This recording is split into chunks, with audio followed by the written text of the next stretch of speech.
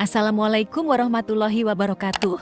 Selamat datang di channel Pencari Janda Muda yang memberikan informasi tentang janda-janda Nusantara. Untuk kalian para pencari janda, kami akan memperkenalkan janda cantik, kaya, dan masih muda yang mungkin cocok dengan kriteria Anda.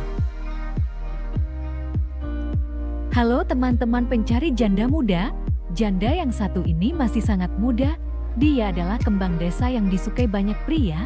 Langsung saja simak perkenalan dan pesan-pesan dari janda muda ini. Assalamualaikum Mas, perkenalkan namaku Ashifa Mas.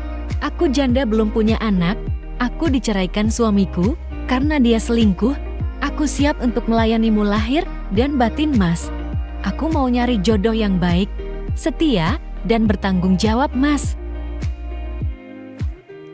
Aku nggak mandang umur, harta, dan jabatan Mas, yang penting bisa jadi kepala keluarga yang baik. Semoga aku segera mendapatkan calon suami yang baik dari channel ini. Tulis nomormu di kolom komentar Mas, supaya aku bisa menghubungimu. Aku tidak sabar untuk menanti calon suamiku. Demikian adalah salam hangat dan pesan-pesan dari janda muda yang cantik.